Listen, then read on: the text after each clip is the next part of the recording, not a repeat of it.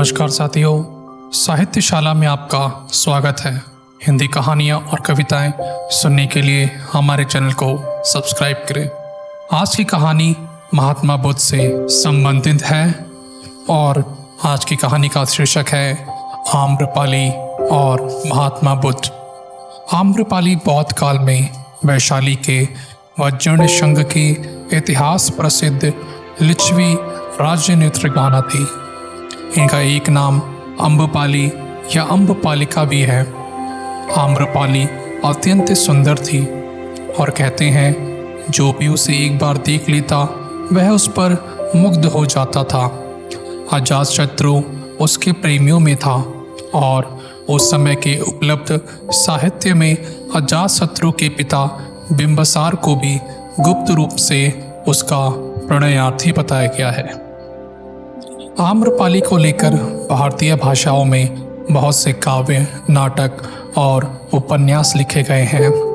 एक बार की बात है, महात्मा बुद्ध अपने शिष्यों के साथ घूमते हुए वैशाली नगर में पहुंचे। वैशाली को उस समय 16 महाजनपदों में एक महत्वपूर्ण जनपद माना जाता था, जिसकी ख्याति दूर दूर तक फैली हुई थी।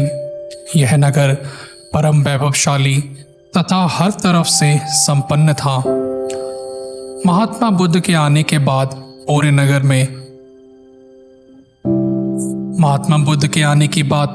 पूरे नगर में फैलते देर न लगी।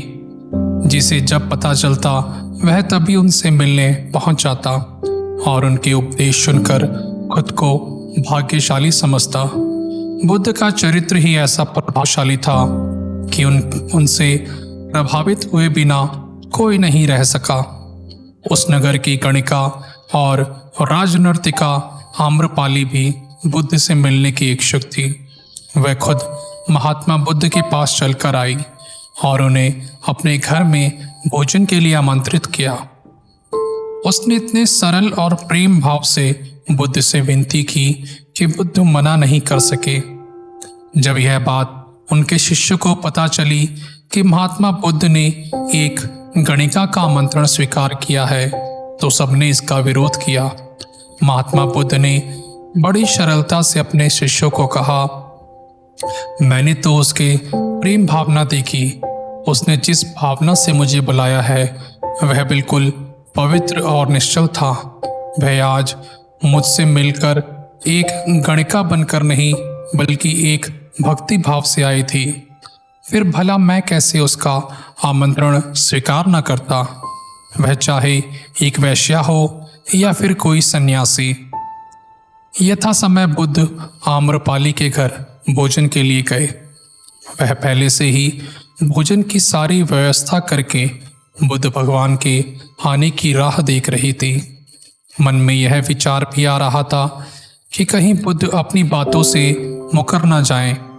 इतने बड़े सन्यासी भला क्यों एक वेश्या के बुलाने पर उसके घर आकर भोजन करेंगे। परंतु जैसे ही आम्रपाली ने बुद्ध को अपने घर आते देखा, उसकी प्रसन्नता का ठिकाना ना रहा। वह दौड़कर दरवाजे पर गई और उनका स्वागत किया। खुद अपने हाथों से भोजन परोसा और उनकी आवाभगत की। महात्मा बुद्ध के शिष्यों ने जो उनके साथ आए थे, जब एक वेश्या को, जिसके कदमों में खुद सम्राट बिंबासुर से लेकर अजातशत्रु थे, पूरे वैशाली जिसके एक झलक पाने के लिए तरसती थी, उस एक सन्यासी के लिए ऐसा व्यवहार करते देख बुद्ध के शिष्यों के मन में अपने गुरु के लिए सम्मान और ज़्यादा बढ़ गया। आम्रपाली ने महात्मा बुद्ध के व्यक्तित्व के बारे में जैसा सुना था, उनसे मिलने के बाद वह उससे ज़्यादा प्रभावित हुई और उसी समय वह बुद्ध की शरण में चली गई।